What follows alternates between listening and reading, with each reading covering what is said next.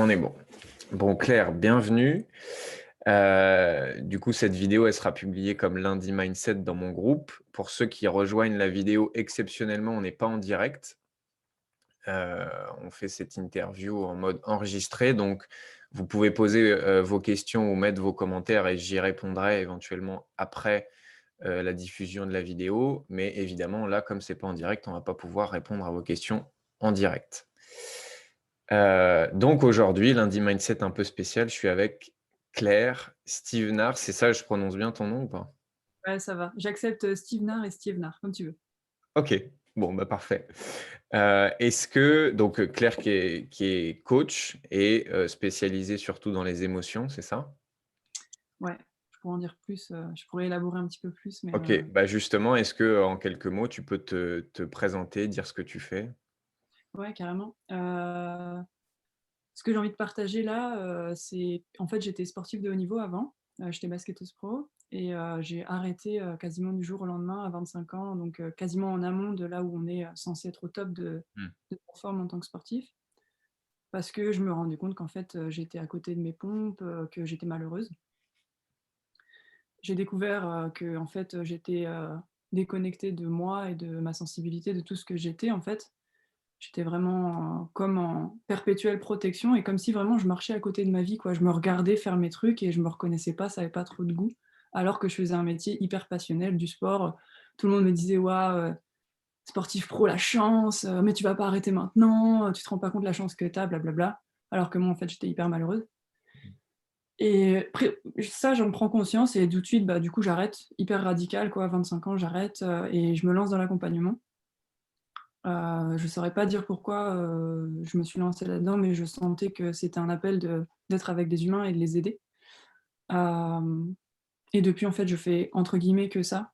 C'est-à-dire que moi, je me développe individuellement, je vais chercher plein de choses dans plein de domaines et j'accompagne, plein de gens et je partage, ma vision des choses, ma vision de l'humain pour, mettre de la clarté, en fait, sur tous les endroits où pour moi, on se maltraite en permanence, on est en déni de ce qu'on est, on refuse le vivant, et tout ça basé sur des trucs qui sont vraiment obsolètes, c'est-à-dire des trucs de survie dont on n'a plus besoin aujourd'hui, surtout dans le monde, Mmh. on va dire qu'on est en Europe, on est safe, on ne doit pas courir sous les bombes, voilà, donc on n'a pas un vrai mode de survie au quotidien, pourtant c'est encore ce qu'on applique et moi, ce qui me tient à cœur, en fait, c'est d'envoyer cette énergie de: «Ben, en fait, on peut passer à autre chose là, on peut vivre différemment» et c'est pas si simple de switcher. Il y a des passages où ça frotte fort, il y a des passages où il y a beaucoup d'intensité, il y a de la peur, et moi je suis là pour accompagner ça, en fait. OK. Voilà. Alors c'est marrant, je savais que tu étais, basketteuse, mais je savais pas que tu avais arrêté ta carrière, comme ça en mode, net. Heu et du coup oh là, l'image elle est un Ouais. peu, c'est ma co ouais, tu m'entends toujours? Ouais, je t'entends bien. OK, non, c'est l'image qui avait flouté. Hem, du coup, ça nous fait un point commun puisque moi aussi, bon, j'étais pas joueur, mais j'étais entraîneur pendant 10 ans de basket. Bon, j'ai arrêté un peu moins radicalement que toi, mais voilà. Hem et du coup, je me suis perdu, je sais plus ce que je voulais dire. Ouais, ça a été quoi pour toi, le déclencheur qui a fait que là, bah, stop, je vois que basketteuse, c'est plus pour moi? Avec du recul, j'aurais pas pu te répondre ça, tu vois? Au moment où je l'ai pris, c'était hyper intuitif et j'avais pas les raisons, je savais pas le justifier ou quoi que ce soit, ni expliquer ce qui se passait pour moi. Avec du recul, je dirais que, c'est comme si dans un coin de ma tête, j'avais toujours su que j'étais en train de jouer, une fausse vie, tu vois? Une caricature un peu comme un Sims. Comme si j'étais en train de jouer aux Sims, alors qu'en fait la vie c'est beaucoup plus ouvert que ça et j'ai comme toujours eu ce double truc qui jouait où je jouais une fausse vie, en même temps j'avais conscience qu'il y avait plus grand, qu'il y avait plus chouette, qu'il y avait plus moi, mais j complètement en impuissance et en incompétence, pour aller toucher, cet autre niveau et c'est ça qui a fait, en fait. J'ai capté et j'ai eu la foi de me dire: «Mais oui, cet autre truc, il existe vraiment et c'est je suis vraiment en train de simser là, j'ai pas envie de simser le plus longtemps que ça». Et c'est ça qui m'a fait bouger, en fait, c'est de croire à ce truc que je savais déjà, en fait. OK. Et du coup, une fois que tu as commencé à accompagner, qu'est-ce qui a fait que alors je caricature un peu parce que moi, si tu es OK, je voudrais qu'on parte vraiment sur le côté émotion pendant l'interview. J'ai bien compris que c'était pas que ça que tu faisais, mais qu'est-ce qui a fait que tu t'es tourné davantage dans l'accompagnement vers le côté émotion? Mmh. Bah, déjà, j'ai fait plein de trucs, hein. Ça fait 2 ans que j'accompagne, mais j'ai switché plein de fois de casquette. Mmh, En fait, dès que c'est plus juste pour moi, je me sens pas en capacité d'accompagner quelqu'un. Si mon message, il est pas hyper aligné, je me sens pas capable. Donc j'ai fait de l'anti-séduction au démarrage, donc une séduction qui partait de soi. Donc on est un peu sur ce que je fais maintenant, mais coloré sur le relationnel et l'intime. Ensuite, j'ai fait du business coaching parce que mon business, j'étais à 10 000 € de chiffre d'affaires au bout de 4 mois, donc ou 6 mois. Donc j'avais compris comment je pouvais, vraiment avoir des clients. Mon message, il était aligné, donc forcément, bah, ça il y a plein de choses, hein, que toi, tu en parles mieux que moi pour le coup, je trouve, sur l'entrepreneuriat et tout ça, qui fonctionnaient, donc j'ai voulu, accompagner là-dessus. Ensuite, j'ai fait quoi ensuite? J'ai fait de la discipline créative, donc je me suis placée sur un créneau où des gens créatifs n'arrivaient pas à se structurer suffisamment et moi, je suis très structurée et en même temps créative, donc j'ai cette capacité à jongler avec les 2. Ensuite, j'ai plus rien fait parce que j'en ai eu ras le cul de l'entrepreneuriat et maintenant, je suis repositionnée sur, je parle pas trop des émotions, je parle plutôt de tensions, notamment inconscientes et en fait, en surface, c'est des émotions qui sortent, mais en dessous, tu vois? C'est comme, l'émotion, c'est en surface, le truc, mmh, le bouton, l'alarme qui te fait: «Oh mmh. putain, je suis tout le temps en colère dans cette situation, il y a peut-être un truc qui se joue en dessous». Du coup, moi, je vais aller, t'aider à bouger ce qu'il y a en dessous pour que l'émotion, elle se libère tranquillement et que tu aies plus à revivre ce genre de situation ou même si tu les revis, tu te mettes plus en colère parce que c'est hyper apaisé chez toi, quoi. Et je ne sais plus ta question. Je suis partie, Ma question, c'était qu'est-ce qui fait que tu en es venu à justement te spécialiser sur les émotions? ouais, ben, pour moi, c'est la porte d'entrée idéale parce que c'est ce dont on se rend compte. Tu vois, si je te dis: «Tu te mets tout le temps en colère», quand tu vois ton boulanger et qu'il te dit, «Bonjour monsieur» à la place de «Bonjour madame», ça m'arrive tout le temps, donc je prends cet exemple-là. Tu te mets en colère tout le temps, heu, il y a quelque chose qui est en train de se jouer, en fait. Soit tu te marches dessus parce que, tu acceptes pas de dire: «Bah non, bah là, c'est madame et regarde-moi dans les yeux parce que ça me saoule». Soit tu acceptes pas, ton côté féminin, ton côté masculin, bref, il y a quelque chose qui se joue et le côté visible de l'iceberg, c'est l'émotion. OK. «Putain, je suis en colère. Putain, je suis en tension. Putain, je suis pas bien. J'ai envie de me casser, j'ai peur». Ça, on le voit, en fait et en fait, dans le quotidien, parfois, c'est difficile de voir en dessous. On voit que, la surface, Mmh. on est tellement pris dans notre jeu, en fait, que, bah, on voit que: «Oh putain, là, il se passe quelque chose, j'y comprends rien, mais il y a un truc qui se joue» et Mmh. du coup, c'était un peu, ma porte d'entrée pour arriver à ça et moi, j'ai beaucoup utilisé ça dans mon développement. C'est-à-dire que, je sais qu'à chaque fois que je suis en tension, je le sens et tout de suite, je l'utilise comme une opportunité, d'aller me rencontrer plus, tu vois? OK. Et c'est pour ça que j'utilise ce biais-là en ce moment. OK. Donc tu différencies l'émotion qui serait le truc visible qu'on peut voir de l'extérieur de les tensions qu'il y aurait en dessous et qui peuvent provoquer les émotions, quoi. Tout à fait, parce que, tu vois, une émotion pour moi, en tout cas, c'est quelque chose qui est pas statique. C'est-à-dire que pour une émotion, naturellement, elle se libère, il y a rien à faire, en fait. Au contraire, c'est parce qu'on veut tellement faire des trucs, donc soit les coincer, soit, s'identifier à ses émotions, soit leur taper sur la gueule ou plein d'autres choses. On a plein de mots pour le définir notre relation à ce qui se passe pour nous, mais en fait, quand tu fais rien, que tu es juste en présence, bah, l'émotion, elle se libère toute seule, en fait. Donc l'émotion n'est pas un problème en elle-même, c'est toute la tension qu'on met dessus, toute l'histoire qu'on se raconte à propos de cette émotion, de cette situation, de soi-même, qui fait qu'il y a entre guillemets «un problème», c'est-à-dire un genre de bug où tu vas revivre tout le temps, tout le temps, tout le temps la même situation, la même émotion, jusqu'à ce que, ce soit tellement fort que soit tu finisses par te rendre compte, soit, limite, bah, tu finis par crever quoi. Si c'est vraiment à l'extrême, bah, tu finis soit par déclencher une maladie, déclencher vraiment un gros problème. OK. Bah, justement, on va aller par là. Moi, j'ai voulu t'interviewer sur ce sujet-là parce que, déjà, c'est un sujet pour moi parce qu'à la base, je suis un gros handicapé des émotions. Donc je suis encore en cours de traitement, on va dire, mais à la base, quand toi, tu as parlé tout à l'heure de couper, alors je sais pas si c'est les termes que tu as utilisés, mais bah, couper du monde émotionnel, ou blinder, pour pas recevoir des trucs de l'extérieur, voilà, ça c'était mon cas vachement et je suis toujours en travaux en cours, quoi et c'est un sujet que je rencontre de plus en plus avec les gens que j'accompagne et souvent, tu vois, c'est pas la demande de base de la personne qui vient me voir. Elle vient rarement, quasiment même jamais me voir pour me dire: «Bah, j'ai un problème avec mes émotions» ou «J'arrive pas avec telle émotion». Mais souvent, au fur et à mesure de l'accompagnement, tu découvres que, bah, ouais, en fait, il y a un truc, avec les émotions qui fait que, les conséquences dans sa vie, c'est ce pourquoi elle vient me voir. Pour commencer, comment tu définirais, toi, justement, une émotion? Je vais la définir par des caractéristiques. Donc je t'en ai déjà donné une tout à l'heure, c'est le fait qu'elle est, en mouvement. Une émotion naturellement, c'est pas statique. Donc tu sais, bon moi je suis toujours sur, j'ai une capacité à voir les distorsions, donc je parle souvent de quand ça bug. Du coup, bah, tu sais qu'à un moment où tu vas revivre la même émotion de plus en plus fort ou même à la même intensité, c'est qu'il y a un bug. Parce que l'émotion naturellement, elle est pas comme ça. Elle est pas, comment dire? C'est un autre niveau de densité que le concret. Et ça, on n'y pense pas forcément à le dire, mais c'est hyper important.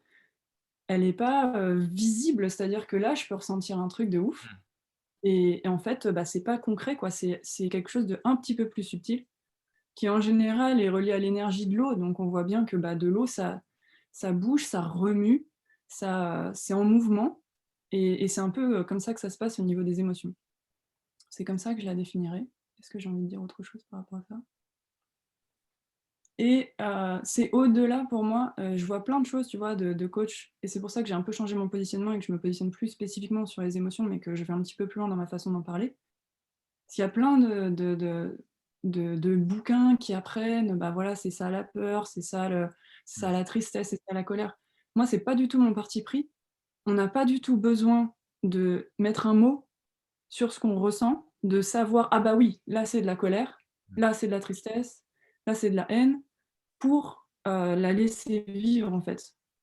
Il y a une vraie simplicité qui existe dans la façon de vivre les choses et parfois, le notre envie, parce que, bah, notre mental, notre intellect est très, très, très utilisé dans notre quotidien, à l'école, dans nos métiers et cetera, dans notre vie. On a une forte envie de vouloir mettre des mots et souvent le piège, c'est que ça nous met à distance, en fait. Bon, c'est ma colère, je sais qu'elle est là, OK, je la vis pas, mais au moins je sais ce que c'est». Bah, là, tu es baisé, en fait, parce que tu es plus du tout en train de la vivre, tu es en train de l'impacter, de l'empêcher justement d'être, sa vraie nature, c'est-à-dire hyper vivante et en mouvement et bah, tu es en train de te mettre à distance de toi plutôt que d'être en Mmh. relation profonde avec toi. Ouais, Et c'est ça l'autre truc pour moi. Ouais, vas-y, vas-y. et le dernier truc par rapport aux émotions, c'est que moi, je les vois comme des portails. Tu vois, je te faisais un peu les gestes, bah, tu as une émotion qui est là, tu peux l'utiliser, bah, pour te déconnecter un peu plus, donc il y a une émotion, elle me plaît pas trop, du coup, je vais plutôt lutter contre, puis du coup, je vais devoir me raconter mentalement, donc là, les pensées vont s'emballer, je vais devoir me raconter mentalement toute une histoire pour justifier que je la vis pas, pour justifier que je dois pas, y aller, pour justifier à quel point ça fait peur, voilà, que je vais mourir si jamais je la traverse, donc le mental va se mettre en branle. Et à l'inverse, si tu l'utilises comme un portail, boum, il y a une émotion et tu vas vraiment te laisser, complètement, quasiment devenir l'émotion pendant un temps, sans en sachant, voilà, tu es en sécurité. Tu vas pas devenir une tristesse et puis t'arrêter là à ta vie, elle va pas faire ça. On n'a jamais entendu de cas d'humains qui se sont transformés en émotions. Donc on peut y aller, on peut plonger dedans et une fois qu'on plonge dedans, ce qui est magique, c'est que plutôt que de s'éloigner de soi, il y a une intimité avec soi qui se crée parce qu'on commence à toucher des espaces qu'on n'a peut-être jamais rencontrés de sa vie et souvent, bah, l'expression «le calme après la tempête», c'est vrai avec les émotions. Si on les vit en présence et si on accepte de vraiment être avec elles ou devenir elles ou leur laisser de l'espace à l'intérieur, ça devient vraiment un portail vers plus de calme et ça, en fait, ça nous fait tellement peur qu'au début, bah: «Oh non, je vais pas la vivre» et c'est quasiment réflexe, quoi, alors qu'en fait, bah, le calme, il le vrai calme, le calme de fond, le calme où on n'est pas en train de s'immiscer comme moi il y a je sais pas combien d'années là, mais qu'on est vraiment soi et on est bien avec soi et peu importe ce qui émerge à l'instant, bah, c'est en traversant ça et en se rencontrant vraiment. Mmh. Et tu parlais du coup de nommer les émotions et c'est vrai qu'il y a tout un tas de livres ou de vidéos où le but c'est d'identifier l'émotion, mais en vrai pour moi c'est clairement juste une fuite de en fait, le meilleur moyen d'éviter de vivre le truc, c'est de me demander: «Tiens, qu'est-ce que je suis en train de vivre? Dans quelle case ça rentre? Est-ce que c'est de la colère? Est-ce que c'est de la peur? Est-ce que c'est machin?» Et du coup, je reste tellement dans ma tête que, bah et puis surtout, tant que j'ai pas identifié l'émotion, ah bah, du coup, je peux pas la vivre puisque je sais pas ce que c'est, du coup, je la vis pas. Et pour moi, tu vois, c'est un peu comme, des tu vois, les mots qu'on a, on en a très peu en plus sur les émotions. On a peut-être, je sais pas, entre 10 et 20 mots sur les émotions. Tu as la peur, tu as la colère, tu as machin. C'est comme si c'était des grosses couleurs, mais qu'il y avait tellement de teintes entre, chaque émotion et tellement d'émotions différentes. Mais si on n'a pas le mot qui convient, ah bah non, c'est pas totalement de la colère ni totalement de la tristesse.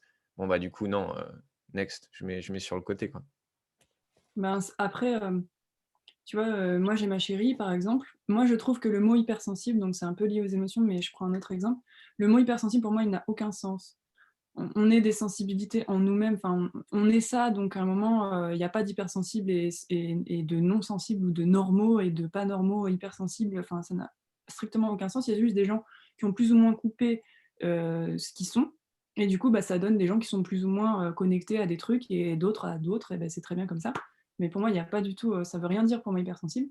Pourtant, bah, ma chérie, je constate que ça l'a super aidée de se mettre dans cette grille de lecture de: «Ah oui, tiens, je suis hypersensible et du coup, je peux trouver des choses qui m'expliquent». Donc ça a été, une étape en fait. Je dis pas que c'est une finalité, je suis plutôt d'accord avec toi sur un moment donné, ça suffit pas juste de soit de définir une émotion, soit comme là je le dis avec l'hypersensibilité, il y a besoin d'aller faire ces expériences en intimité avec soi, donc au-delà de tout concept extérieur. Mais ça peut être, on va dire, quand on est vraiment en train de s'immiscer, ça peut être un premier step en fait pour, donc moi, je suis pas passée par là, je suis très expérimentale, mais il y a des gens que ça peut rassurer au début d'avoir, ah oui, une grille de lecture des émotions et tout ça, mais pour moi, c'est pas je suis d'accord avec toi, c'est pas une finalité, quoi. Mmh. OK. C'est quoi, du coup, pour toi, les plus gros obstacles que tu vois chez toi, chez les gens que tu accompagnes ou autres, sur le vécu des émotions? Bah, les 2 premiers trucs qui me viennent, c'est intensité et contrôle. On a peur de l'intensité parce qu'on pense qu'on va se faire, foudroyer sur place et c'est vraiment des peurs viscérales, donc les mots que j'emploie sont réels. Moi, en tout cas, de ce que je sens de moi-même et de mes clientes, en général qui sont des femmes, heu, c'est des peurs existentielles. C'est-à-dire que si je traverse l'intensité de l'émotion, je vais crever et c'est aussi peu réfléchi que ça. Par contre, c'est aussi vrai dans l'instant. C'est-à-dire cette peur, elle est viscérale, elle est palpable, elle est dense et vraiment quand on la rencontre, ça demande énormément de courage de se positionner par rapport à elle, de l'accueillir, de la traverser, de lui dire que c'est pas elle qui décide et cetera. Donc tout un processus pour pouvoir y aller. Heu, mais pour moi, c'est un des plus gros freins. C'est-à-dire qu'on pense que l'intensité va nous foudroyer, l'intensité émotionnelle notamment. Le deuxième qui est en lien, donc le contrôle, c'est que, bah, comme je te l'ai dit, une émotion, c'est pas statique. Donc, par principe, la tête, elle est en panique parce qu'elle sait pas ce qui va se passer ensuite. Elle a pas de contrôle sur: «J'appuie sur tel bouton, du coup, il va se passer ça». Une émotion, ça fonctionne pas comme ça. C'est entre guillemets «une surprise permanente» de: «Mais, ça se trouve demain je mange une glace au chocolat, ça va être délicieux, ça va me faire kiffer, je vais avoir la banane». Le lendemain, ça va me faire: «Ah, pas bien, je suis pas content d'avoir fait ça». Je prends un exemple un petit peu bateau, mais ça peut être ça aussi quand tu fais un bisou à ton chéri ou ta chérie, un jour ça va te faire un truc de ouf, le lendemain, oh, pas ouf, bah, ça bouge en fait. Tu peux pas contrôler, ce que tu vas ressentir dans l'instant et ça, la tête, elle aime pas du tout, elle fonctionne qu'avec, ce qu'elle a appris, connu, ce qui est structuré et donc du coup, si on l'utilise à cet endroit-là, bah, ça va donner, un méga champion du contrôle qui va essayer de gérer ce qui se passe après et tant qu'on a en fait cette crispation qui veut absolument savoir ce qui va se passer après si jamais elle laisse vivre l'émotion, on peut pas la traverser. Faut accepter, si on veut la traverser l'émotion, faut accepter de pas savoir en fait ce qu'on va trouver derrière le portail. Faut accepter de pas savoir et au plus on se rend compte à quel point c'est beau ce qu'on trouve à l'intérieur de nous quand on creuse vraiment dans le bon sens et qu'on creuse pas à côté, au plus on arrive à entre guillemets «dompter», heu, cette peur de perdre le contrôle en fait à ce moment-là. On est d'accord, c'est un contrôle illusoire, de toute façon on n'a jamais le contrôle, hein, donc c'est juste une peur qui est là et qui est tout aussi intense que la première.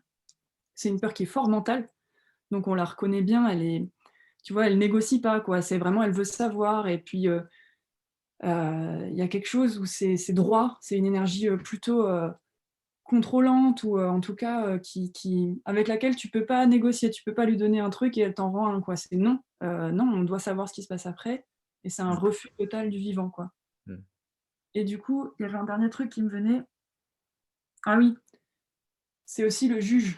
Du coup, c'est un peu lié au contrôle, c'est qu'on a régulièrement, très régulièrement, un juge intérieur qui est très fort. Encore une fois, c'est on a tellement musclé notre énergie mentale, notre intellect, qui est une super force de ouf, mais on l'a tellement musclé que du coup, on l'utilise à des endroits où il a pas lieu d'être. Donc comme le contrôle, ben, on va utiliser, la force mentale pour juger une émotion. Elle est bien, elle est pas bien, elle est trop forte, elle est pas assez forte, elle est pas assez bien, elle me fait pas assez chaud, elle me fait pas assez froid, peu importe. On va juger les autres, on va se juger soi: «Oh là là, je pleure, mon Dieu, devant les autres, je vais me juger» et tout ça, en fait, ça va juste être, un énorme moyen de mettre de la distance, encore une fois. Est-ce que j'avais un autre truc à te dire?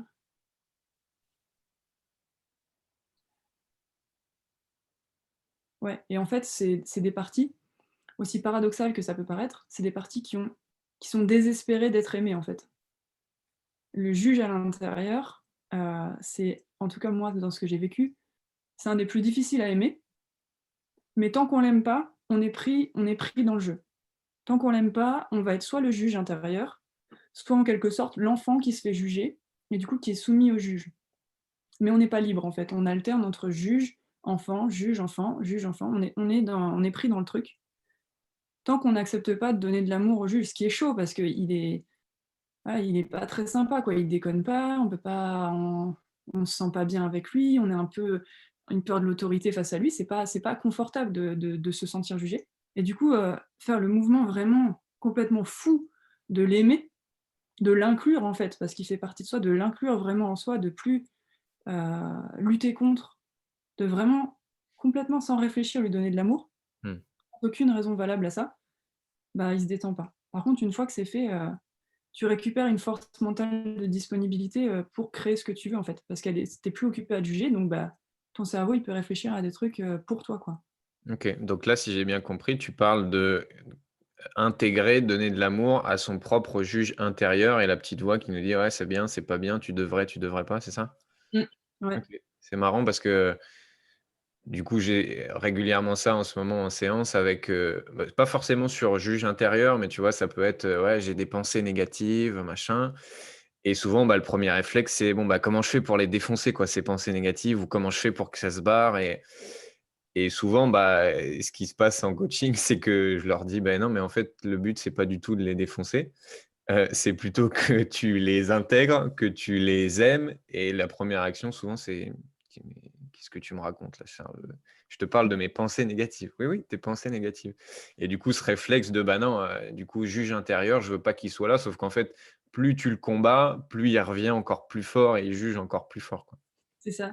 Ce qui est super amusant quand tu dis ça, juste le dernier truc, c'est qu'on se rend pas compte, mais la plupart des clients, moi aussi, j'en ai plein qui m'amènent ces choses-là, c'est qu'ils sont encore le juge, en fait. Quand ils disent: «Non, le jugement, j'en veux plus», Mmh. et bah, c'est encore on est en train d'incarner et de se prendre pour quelqu'un qui Juge doit le juger. juge, ouais. Ouais, c'est ça. C'est ça qui Mmh. est paradoxal. OK, donc tu as parlé de, peur viscérale vis-à-vis des émotions, de, vouloir se barrer un peu dans le mental et tenter de contrôler. Est-ce que, toi, tu es confronté aussi à, il y a une croyance, moi, que je retrouve beaucoup, qui est souvent, très inconsciente de, bah, en fait, la sagesse, c'est, quelqu'un de sage, c'est justement quelqu'un qui n'a pas d'émotions ou qui arrive à contrôler ses émotions. Donc ça veut dire quelqu'un de sage, c'est forcément quelqu'un qui a pas, je sais pas, des crises de larmes, qui s'énerve jamais, qui a jamais peur. Parce que si tu vis tout ça, en gros, c'est, soit tu es immature, soit tu as pas atteint la sagesse, soit, voilà. Est-ce que toi, tu es confronté à ça ou pas? Pas énorme, mais par contre, je vois que ça traîne. Je l'ai pas énorme dans mes clients, mais c'est une croyance que j'ai déjà pu voir chez moi et chez les autres, quand je regarde et là, je suis en train de me perdre. Bah, c'est surtout un truc de, pour moi, je le vois vachement dans le spirituel. Tu vois, j'ai fait quelques retraites, enfin, j'ai fait une retraite et puis un accompagnement aussi, plutôt axé spiritualité, on va dire, même si, ça veut tout et rien dire maintenant, donc plutôt axé sur, on va dire, sur l'ouverture du cœur et sur quelque chose qui se situe au niveau du chakra du cœur, en fait. Hem Et je vois que ça peut devenir un vrai endormissement, en fait, de de se dire: «Bah, voilà, je suis dans l'accueil» et du coup, je m'interdis toute réaction. Mmh. En fait, sous prétexte d'ouverture, je m'interdis d'incarner qui je suis, quoi, c'est ça. Et en fait, on oublie qu'un humain, ben, c'est un humain et du coup, c'est c'est c'est c'est duel, ça a ses failles, c'est limité, on a une durée de vie limitée, on a un corps physique, on a un corps énergétique, on a un corps émotionnel, on a un mental. Et pareil pour les pensées, tu vois? Le nombre de vidéos qui disent, ou en tout cas, moi, ce que je sens, c'est: «Bon, bah, les pensées, elles sont pas bienvenues en méditation, on les met de côté». Alors qu'en fait, encore une fois, c'est des portails. Au contraire, enfin, c'est vraiment un changement de regard qui est nécessaire. C'est que chaque fois qu'il y a un truc qui apparaît, putain, mais c'est une opportunité de Mmh. dingue. C'est genre: «Merci, quoi». Ouais, mais là, je me sens mais liquéfiée, j'ai honte, je suis pas bien, mais merci, je vais y aller. Je vais y aller, je vais saisir ma chance là parce que j'ai waouh, je vais puis c'est flippant, hein, c'est saut dans le vide, c'est un grand 8 direct, quoi. Ben, c pour moi, si tu commences à regarder les choses comme ça, ben, en fait, il y a plus de problème dans ta vie. Où que tu Mmh. en sois, qui que tu sois, tu te retrouves à avoir quelque chose où tu récupères ta capacité à évoluer, en fait, naturellement. OK. Bah, du coup, je me garde une question, j'en ai une à te poser avant, mais je me garde une question sur, cette notion de c'est une porte ou un portail et cette notion d'y aller. OK. Du coup, c'est quoi pour toi les conséquences de quelqu'un qui serait, soit coupé de son monde émotionnel, soit en tout cas qui aurait une relation à ses émotions, conflictuelle ou, pas fluide, quoi? OK. Bah, je vais penser à moi, hein, il y a tu vois, quand j'étais sportive, en plus dans le sport, enfin, j'imagine qu'il y a plein d'autres milieux où c'est ça, mais c'est très masculin, je parle pas des hommes, hein, là, je parle d'une énergie, de Ouais, ouais. compétition, de performance, voilà et donc du coup, l'émotion, ben, «c'est interdit» quoi, entre guillemets. Donc qu'est-ce que ça donnait? Bah, c'est ce que je te disais, j'avais l'impression de vivre une vie robotique, donc c'est un peu, si tu as la sensation que tu as pas d'espace pour être toi, pour vivre les choses, que tu te connais pas. Ça, c'est bah, tu vois, si tu passes c'est simple, hein, tu passes pas les portails, donc tu passes d'autres choses, mais du coup, tu te déconnectes de toi, bah, du coup, tu te connais pas. Tu sais pas comment tu fonctionnes, tu pas du tout de repères sur ton fonctionnement naturel. Entre guillemets, tu pas apprivoisé, toute la mécanique merveilleuse que tu es. Tu es plutôt en train de, voilà, de squatter un outil et puis tu le surutilises. Du coup, tu te connais pas, tu sais pas vraiment ce que tu veux. Parce qu'il y a un vrai lien, tu vois? Bah, encore une fois, si tu loin de toi parce que tout ce qui apparaît dans l'instant, tu le fuis, bah, c'est pareil avec ce que tu veux. Tu étais incapable d'aller toucher vraiment, là, on parle plus d'une énergie du bas, ce qu'on veut créer, donc vraiment, quelque chose, qui est puissant, qui est plus que le yang pour le coup, mais un yang qui part de soi, pas un yang, appris. Ah bah oui, performer, c'est vers l'avant avec la tête, la volonté, on travaille toujours plus fort. Je caricature à peine franchement, parce que j'ai vécu dans le haut niveau parfois. Ouais, ouais, à peine. On est d'accord. Et alors qu'en fait, quand tu vas, vraiment te rencontrer, tu vas aller chercher des choses où la créativité, ce que tu as envie de faire dans le monde, c'est hyper naturel, en fait. Ton énergie, elle te parle, elle te dit: «Bah, va par là». Il y a quelque chose de très, qui se nourrit en permanence. Alors qu'en fait, la volonté, mentale, tout le temps performer, machin, c'est quelque chose qui va te coûter en énergie. À l'inverse de quelque chose où tu vas chercher vraiment toi ce que tu veux, ce qui est vivant pour toi, ce qui a du goût. Mmh. Donc du coup, tu sais pas ce que tu veux et tu es, dans tes relations, alors là, c'est le bordel total. De toute façon, c'est un petit peu ça pour la plupart des personnes, en tout cas de celles que j'ai vues jusqu'à présent. 90 des gens, on galère dans nos relations, hein. On galère parce qu'on est en projection permanente sur les autres, parce que, on n'a pas regardé nos trucs, donc il faut bien qu'on les foute quelque part. Du coup, on va les foutre sur les autres. Du coup, on va avoir des attentes sur les autres qui sont complètement fausses, on va, on va en vouloir aux autres, pour plein de trucs, on va se sentir abandonné, trahi, toutes les blessures là, dont tout le monde parle, c'est vrai, elles sont là, elles sont vraies, on va les projeter sur les autres. Du coup, on va pas pouvoir avoir des relations pleines et vraies, tout simplement parce que de soi à soi, on n'est pas plein, on n'est pas vrai. On est en train de se mentir sur ce qui est en nous, donc forcément, dans nos relations, ça va être, bah, le bordel total. C'est comme si on avait un clavier avec, toutes les relations qui me permettent de, continuer à pas vivre ce qui est là pour moi, quoi. Et donc du coup, on va être dans des relations très, fermées, étriquées, qui vont être en réactivité, où on va Mmh. avoir peu d'ouverture face à l'autre, parce que, on n'a pas d'ouverture face à soi, donc comment être ouvert face à quelqu'un d'autre? C'est pas possible. Mmh. C'est marrant, tu parlais de volonté et de ça et j'ai vu une phrase sur Facebook il y a pas longtemps, c'était un truc, je sais plus les mots exacts, mais c'était un truc du genre, «Il faut que ton mental soit plus fort que tes émotions». C'est le vraiment la caricature du truc à l'américaine et le pire, c'est que ça, pendant 2 mois, ça peut marcher, hein. Sauf que tu attends un petit peu et là, c'est dépression, burn-out, tout ce que tu veux et moi, je suis tellement, tu vois, même sur mon groupe où, je dézingue pas mal la volonté et cette toute puissance, tu vois? Pour moi, la volonté, c'est super, hein. Si tu es en mode, tu es dans ton canapé, tu fais rien et dès qu'il y a la moindre embûche, tu t'effondres, voilà, donc pour moi, c'est super. Mais si tu mises tout sur ça, et si tu t'es dans ce truc de, en fait, ce qui va me faire réussir ma vie, c'est juste de le vouloir, de faire des efforts, de persévérer, de me relever à chaque fois, et moi, j'ai vécu ça comme ça pendant des années et j'ai juste vécu, pas d'énergie, pas d'épanouissement, et montagne russe, quoi, tu vois? Un coup, «Ah, c'est trop bien, je ressens que j'ai de la motivation, de l'énergie, machin», puis 2 mois après, tu es au fond de ton lit, puis tu as plus rien, quoi. Ouais, c'est ça. Mmh. OK, je regarde ma feuille pour voir, pour pas oublier de questions. Ouais, du coup, avant d'aller sur les portails, si je précise un peu ma question, ce serait quoi les conséquences pour toi? Imagine que tu vis un événement très, on pourrait dire traumatique, quoi. Je sais pas, un décès, une rupture, voilà, et en fait, tu sur le moment, tu te coupes de ton émotionnel et tu ne vis pas l'émotion associée à ça. Donc je sais pas, tu perds un proche et puis, comme tu dois être, le nan la nana ou le mec fort et tu dois t'occuper de la cérémonie et de machin, bref, tu prends même pas le temps de voir ce qui se passe à l'intérieur de toi et tu vis pas l'émotion ou pas en entier. Ce serait quoi les conséquences pour toi de ça? Mmh. Bah, déjà, je préfère commencer par nuancer mon propos avant d'aller dans les conséquences qui vont être entre guillemets «plutôt négatives», c'est-à-dire qui vont pas être bonnes pour soi et pour sa vie, derrière.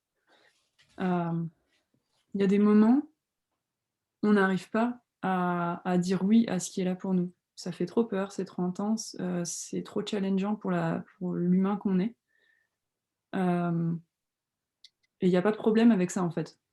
Il y a un temps pour tout, il y a des étapes, il y a un chemin pour chacun qui est hyper unique. Il y a des gens qui arrivent pas à vivre leurs émotions jusqu'à la fin de leur vie. Il y a des gens, c'est assez fluide et puis hop, ils vont tout de suite aller chercher encore plus d'intimité avec eux et tout ça, ils vont avoir l'énergie de le faire. Il y a des gens, non. Et donc du coup, il y a surtout pas, entre guillemets, à rajouter de culpabilité sur, ces moments où on n'y Mmh. arrive pas, en fait. Parce que ça, c'est encore une fois, c'est rajouter de la distance, rajouter quelque chose de lourd à quelque chose qui a déjà été très difficile dans l'instant. Même quand on coupe, c'est dur, hein, parce que ça demande beaucoup d'énergie de couper, et surtout quelque chose qui est intense. Donc du coup, ça sert à rien de rajouter de la culpabilité là-dessus. Heu, rajouter de la culpabilité, en fait, c'est ressasser plutôt que de vivre ce qui est là pour soi. C'est encore être un étage au-dessus de ce qui se passe vraiment, en fait. Donc déjà, je commence par ça. Après, si tu te retrouves à couper quelque chose, heu c'est très mécanique pour moi, en tout cas, moi je le vois de façon mécanique. Imagine, bah, voilà, il y a un décès, du coup, il y a une grosse boule de bon, gloubi-boulga, tristesse, colère, haine, trahison, tout ce que tu veux, il y a tout dedans. Heu, que du coup, bah, l'information que toi tu envoies et que tu choisis dans l'instant, c'est non. Du coup, bah, c'est un refus de ce qui est là, qui va te demander, donc il y a quelque chose qui monte, donc qui est en mouvement, mouvement naturel de la vie, donc qui est comme une émotion. Ça va te demander la même énergie en face pour que la lutte, elle soit égale, en fait. Voire que tu puisses vraiment le faire taire et là, ça va te demander une énergie encore plus folle. Mmh. Donc c'est hyper mécanique, c'est hyper simple, il y a quelque chose qui monte. Donc première conséquence, c'est que ton énergie naturelle, elle est niquée direct. Parce que toute ton énergie, elle est mise à contenir ce qui est déjà là.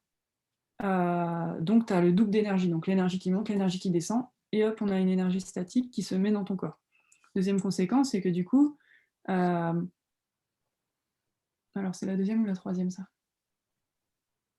OK, bah, je vais partir sur la deuxième. 2e conséquence, c'est que du coup, tu n'apprends pas la totalité de ce que tu peux apprendre dans cette situation.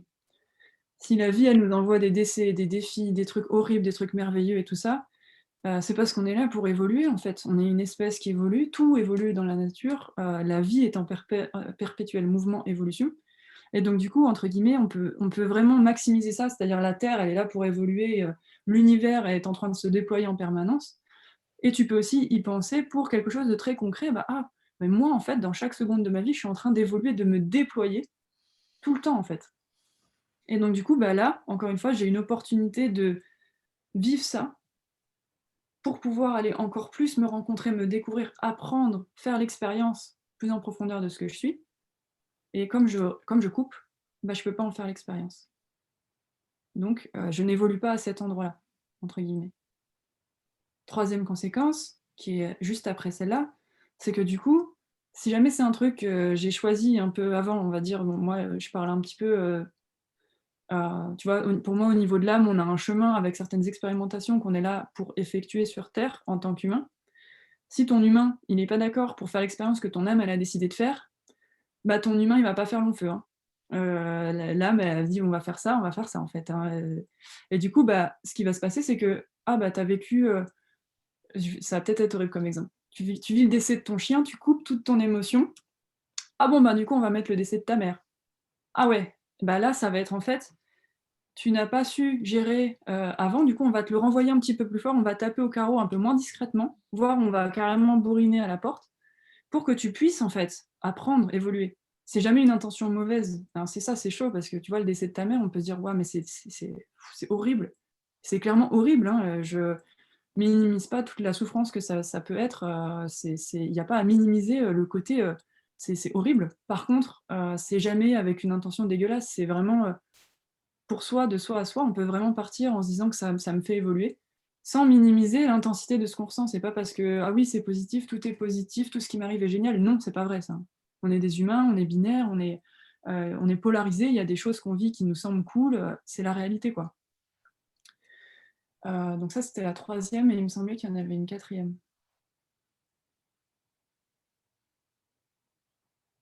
Ouais.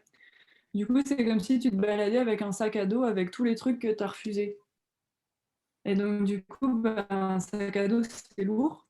Et au plus tu en as de refusés, au plus ton dos il est lourd, donc au moins tu as de capacité à vraiment être disponible pour, l'instant, pour ce qui se passe pour toi et au plus, bah, c'est entre guillemets «la façon dont tu vas regarder la vie», au plus ça va être filtré, par tout ce que tu as pu, expérimenter Mmh. et tout ce que tu as mis de côté dans ton sac à dos.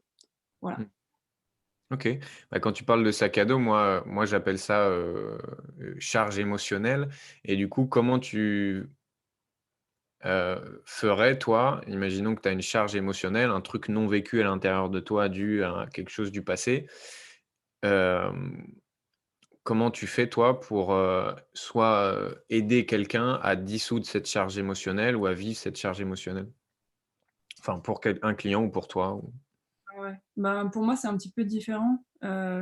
Déjà, il y a aussi à comprendre quand on est seul, moi, je remarque qu'il y a plein de façons différentes et que moi, tu vois, j'ai une préférence pour l'introspection parce que je touche très simplement, j'ai un accès je touche très simplement ce qui est là pour moi en introspection. mmh, Il y a des gens, ça va être avec le sport, ils vont pouvoir aller chercher en eux des trucs de ouf, en allant courir, ils vont pouvoir aller chercher, la colère qu'ils ont mis de côté, par rapport à leur père ou je sais pas quoi. Il y a des gens, ça va être la danse, il y a des gens, ça va être la promenade, des gens, ça va être la discussion. Il y a des gens, ça va être en accompagnement parce qu'ils y arrivent pas tout seuls et ça, c'est super OK et moi aussi, hein, plein de fois, je me fais accompagner parce que j'y arrive pas à les toucher, mais j'ai quand même une simplicité à y aller, de plus en plus facilement, en fait. Donc il y a pas une méthode miracle. «Ah bah, si je fais ça et que je m'assois de telle manière, je vais forcément aller toucher mon émotion». Bah non, c'est hyper vivant aussi la manière dont tu vas les rencontrer.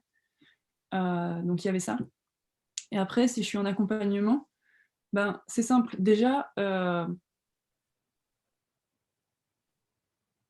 de par les échanges qu'on a, en fait, on va dire qu'en accompagnement, la charge émotionnelle, elle est rencontrée. Si tu veux, comme c'est la surface, rapidement, en échangeant, bah, il y a des choses qui sortent émotionnellement. On va dire que c'est pas entre guillemets, «c'est pas là où c'est intéressant». Juste, l'échange, le fait de poser et moi, bah, mon job, c'est d'être vraiment en présence avec la personne.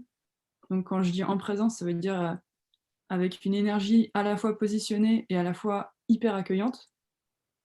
Tu vois là, je fais un petit peu ça là, il y a une densité dans l'espace, qui fait que, la personne, elle se sent accueillie pour déposer ce qui est là et bah, forcément, l'émotionnel, c'est ce qui va sortir en premier. Donc au début, il y a un peu de pensée, il y a de la confusion, il y a quelque chose. On creuse un peu, hop, il y a une émotion qui sort.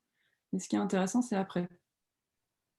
Quand l'émotion elle est sortie, quand la charge émotionnelle, comme toi tu l'appelles, eh ben, elle se libère, c'est qu'en général derrière, bah, soit tu as traversé, c'est tout tranquille, tu es tout bien et tu viens de entre guillemets, c'est comme si tu avais fait un régime en 2 secondes de ton mmh, énergie et que tu as perdu 10 kilogrammes quoi. mmh, C'est sympa et il y a des moments où, bah, tu as une opportunité de ouf de poser un choix différent de celui que tu as posé jusqu'à maintenant.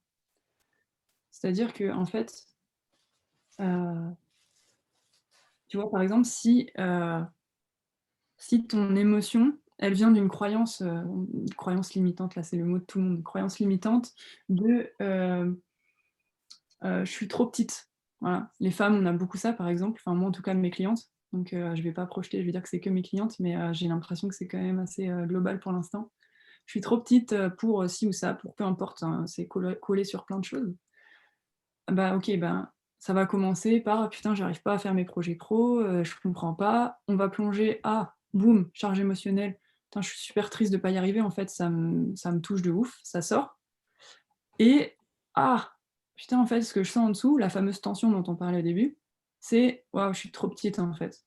Ce que j'entends là en moi, c'est: «Je suis trop petite». Alors ça peut être une crispation, ça peut être un mot qui sort, ça c'est en général, ça passe pas par la tête, c'est vraiment, juste c'est là et puis ça sort et en fait, à ce moment-là, hem, tu as vraiment un choix que tu as peut-être jamais eu avec cette intimité avec toi, de complètement laisser aller cette croyance ou de la conserver et bah, il y a pas un bon choix, un mauvais choix, il y en a un où tu es mieux après que si Mmh. jamais, tu choisis de la garder par exemple, c'est rare, hein, honnêtement en séance, j'ai jamais eu personne qui m'a dit: «Non, non, je choisis de garder cette croyance de "je suis trop petite"».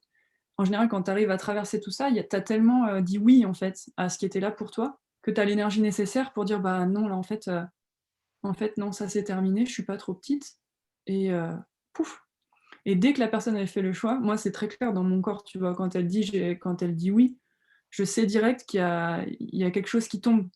Dans mon énergie, je le ressens et si ça permet en fait, c'est ça le truc que j'avais envie de te dire aussi, c'est, tu vois, c'est une force de positionnement ce choix. C'est-à-dire que c'est une force plutôt yang de: «Non, ça je laisse aller, c'est plus moi, je suis pas trop petite». Mais en amont, tout ce qu'on fait là, au début de la séance, c'est quelque chose de très yin. Qu'est-ce qui est Mmh. là? Ouais, On ouvre, tu vois? On ouvre et on change rien, on n'a même pas l'intention de transformer quoi que ce soit, au ouais. contraire. C'est vraiment juste de l'accueil et pour moi, ce qui est souffrant, c'est quand on essaie de poser des choix avant d'avoir accueilli toutes les couches, en fait. Quand on n'est pas encore, vraiment, d'accord avec ce qui est là, mais qu'on essaye, de déjà transformer, en fait, bah, ça fonctionne pas. Ça marche pas comme ça et ça, c'est très mental et puis ça te fait tourner en boucle parce que, bah, j'ai posé le choix, je comprends pas, ça revient, puis je le repose et puis j'y arrive pas et puis je me juge parce que j'y arrive pas et voilà, là, tu es parti pour, un tour de manège. Mmh. Ouais, je le vois beaucoup ça, ce truc où des fois, tu vois, moi en séance, justement, heu,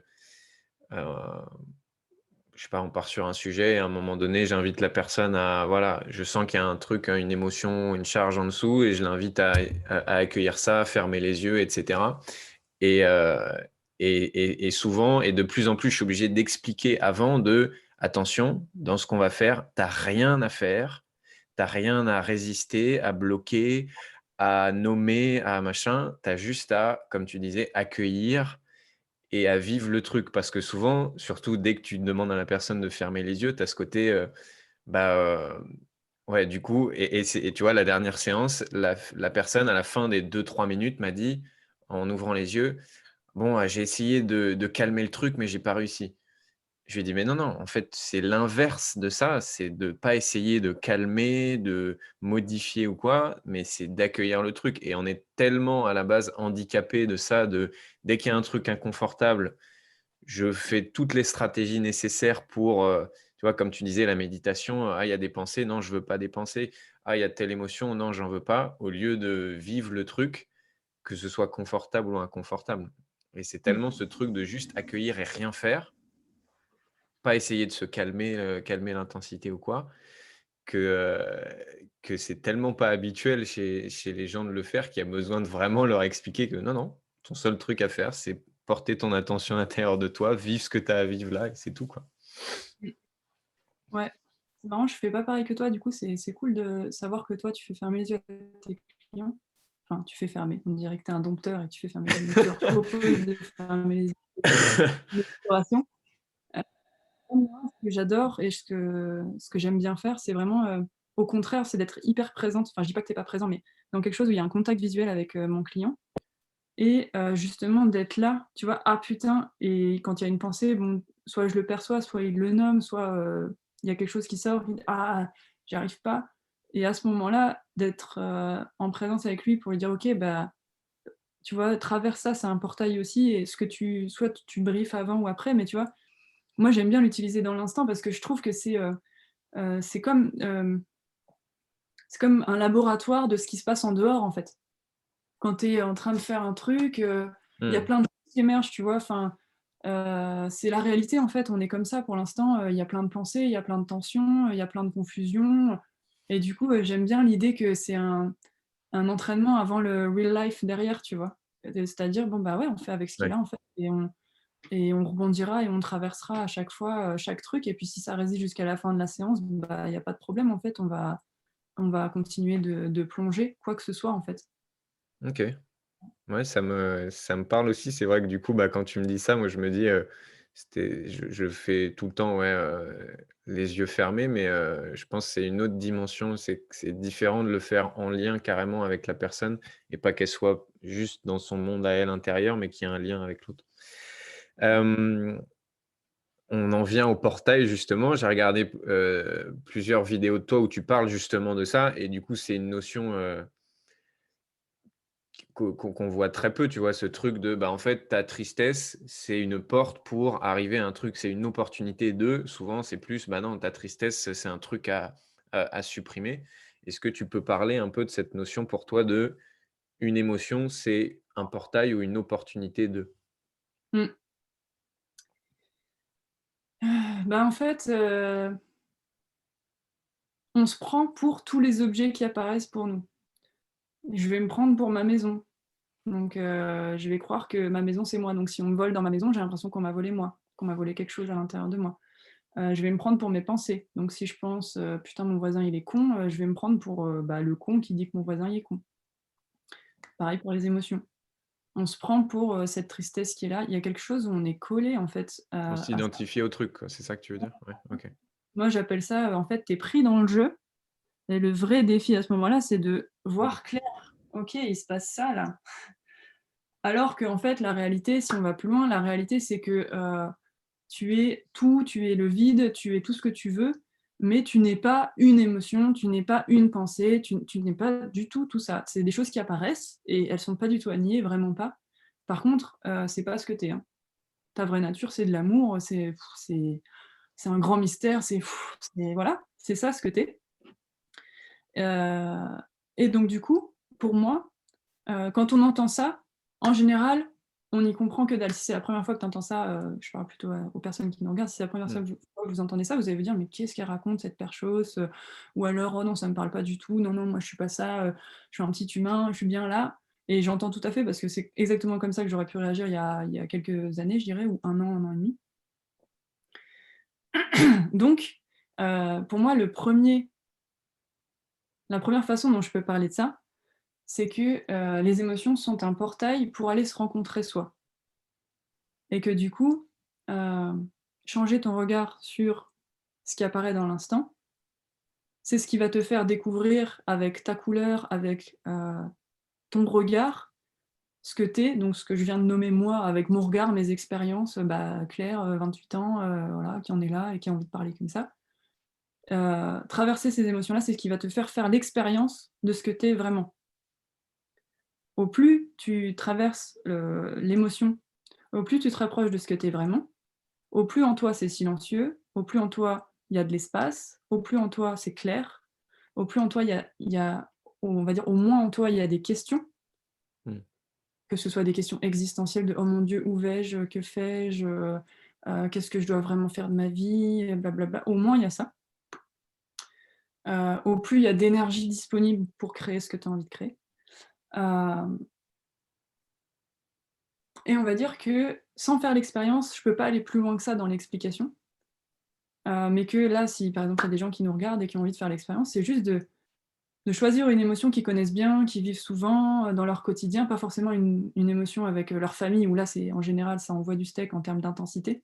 Quand on débute, c'est pas forcément le premier truc que je conseillerais. Mmh. Mais de prendre un truc où on sent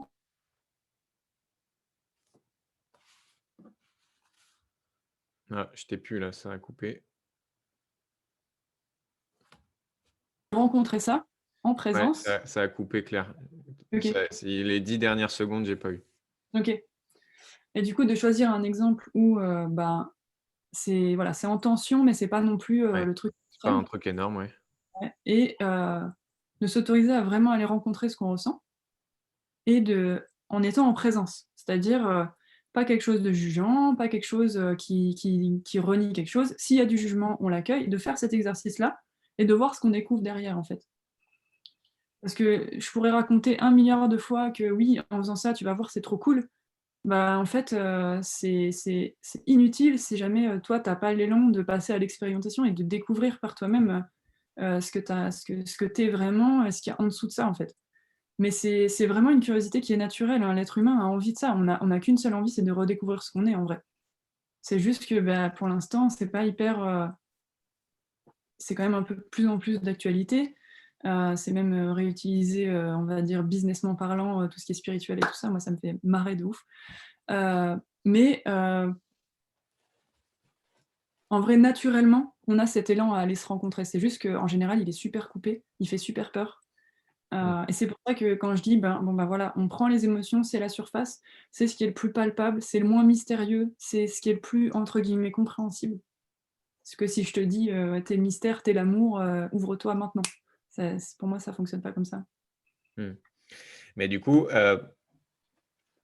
qu'est-ce que tu dirais à quelqu'un? Parce que c'est une croyance que j'ai eue longtemps et que je rencontre beaucoup, c'est, ouais, bah, le bonheur, en fait, c'est d'avoir que du plus, c'est-à-dire de ressentir que des émotions positives, de joie, d'enthousiasme, d'excitation, de machin et donc mon job dans la vie, ça va être de dire bonjour à tout ça et de dire au revoir à, bah, voilà, de supprimer les émotions inconfortables.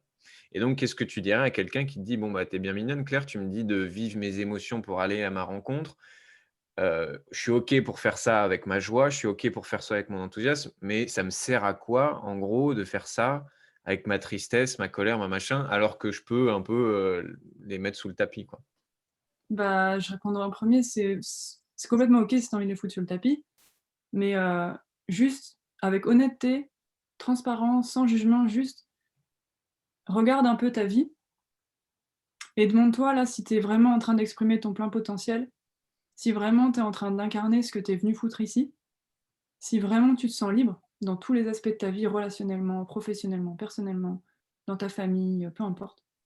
Si tu te sens libre à 100 que tu es épanoui dans tout ça, que tu sens que tu as de l'énergie à ta disposition, que tu es capable d'aimer les autres, même tes ennemis, même, des gens qui te paraissent cons, tu les aimes, tu sens cet amour universel en dessous.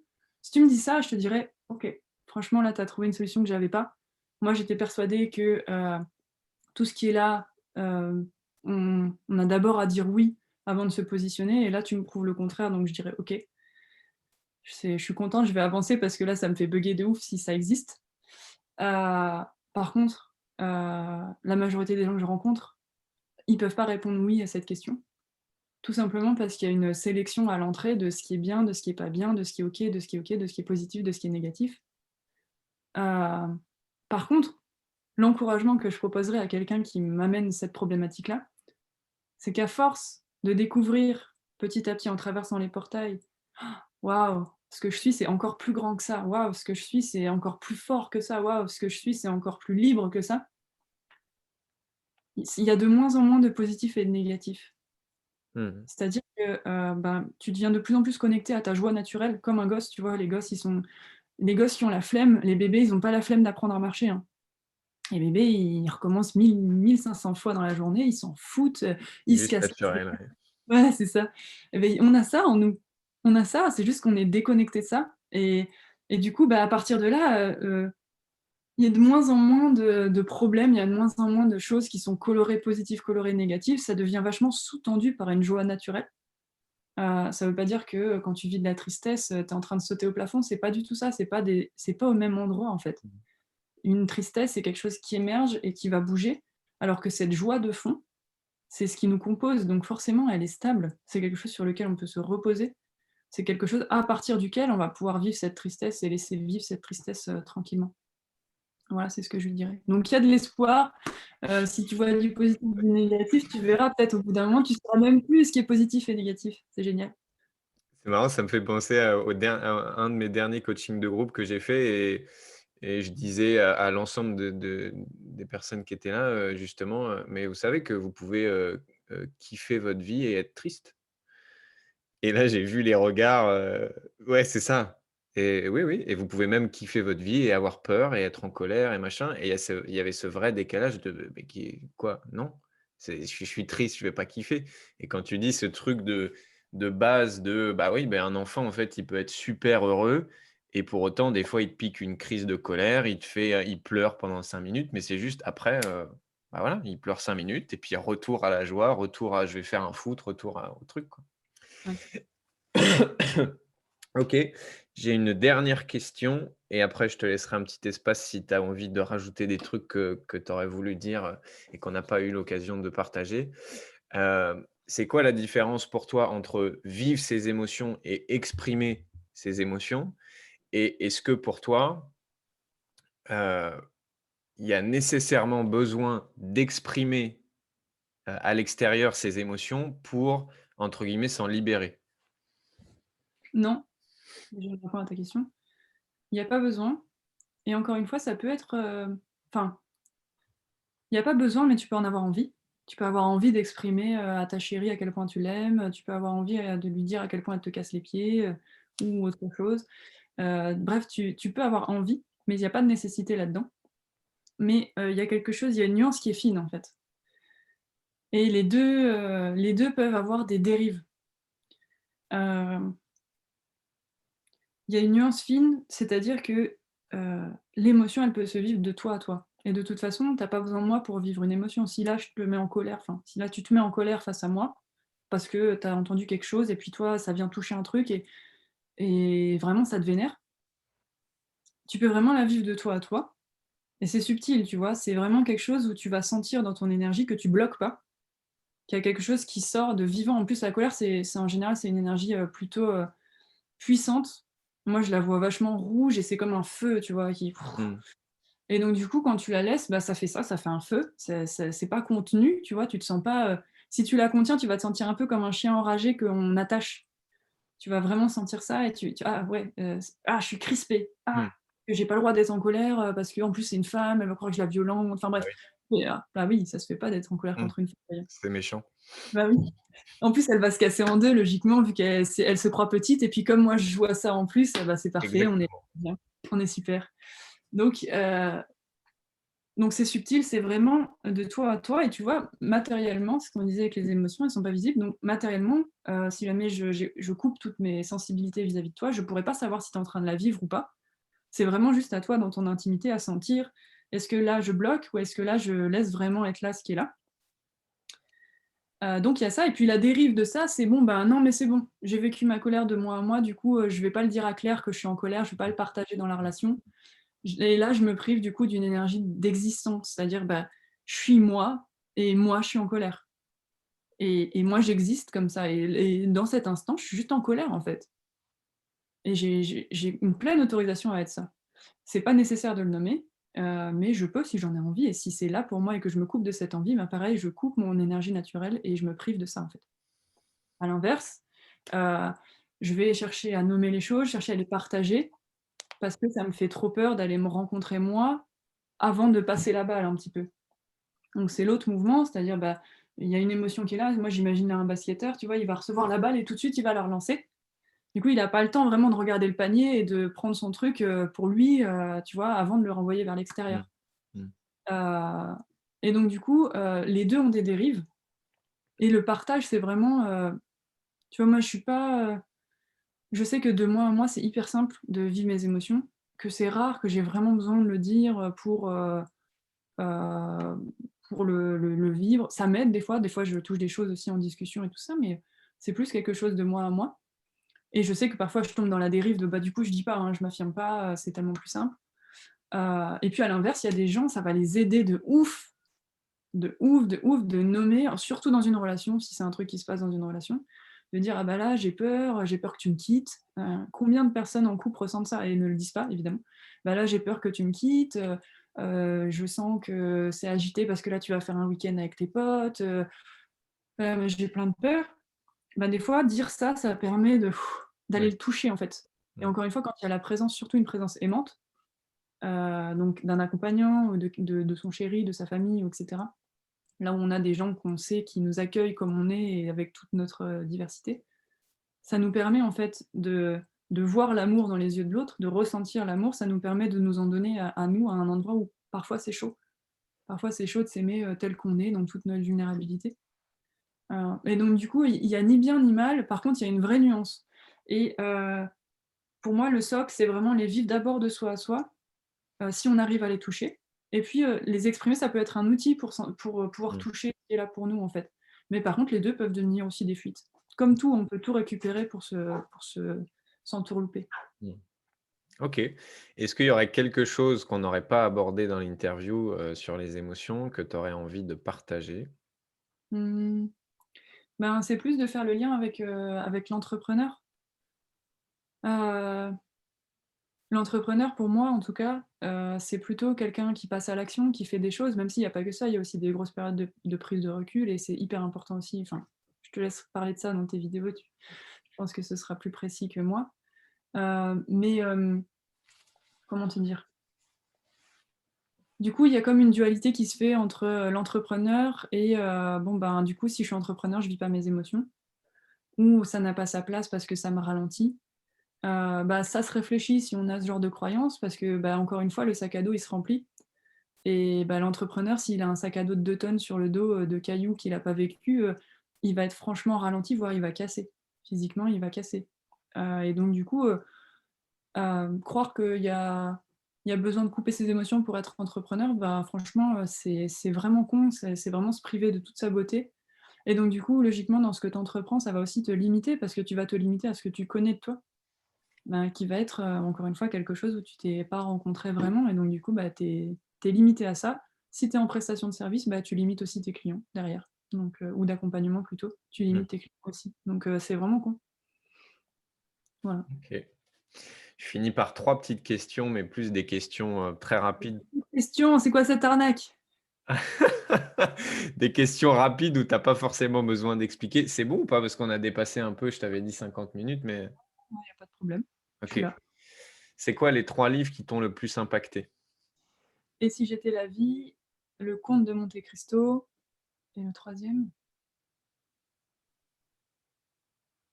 Je sais pas. Harry Potter.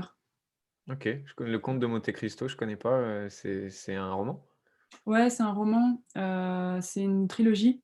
Il a été adapté aussi par, il y a Depardieu qui l'a incarné au ciné, enfin OK. en film et c'est une magnifique histoire de vengeance complètement folle. Moi j'adore les trucs où ça part, où on lui fait une grosse crasse et le gars il se venge d'un truc, 30 ans après ou 40 ans après, c'est barge. OK. Le livre le plus sous-coté pour toi? Et si j'étais la vie? OK. Et dernière question, si, tu étais à la veille de ta mort et que tu avais un mégaphone, qui envoyait ton message sur toute la planète, traduction dans toutes les langues, c'est quoi le message que tu aimerais faire passer? Bah, je sais pas si j'enverrais un message vocal, mais j'enverrais de l'amour en fait. De toute façon, en vrai, on sait faire que ça, mais moi, c'est évident que c'est ça que j'essaye de faire à chaque seconde, donc je le ferai encore. OK. Ouais, je le ferai. Bah, merci Claire pour cet échange. C'était, j'ai pris beaucoup de plaisir à faire cette interview. Trop cool, moi aussi. C'était trop bien, merci beaucoup pour l'invitation. Avec plaisir.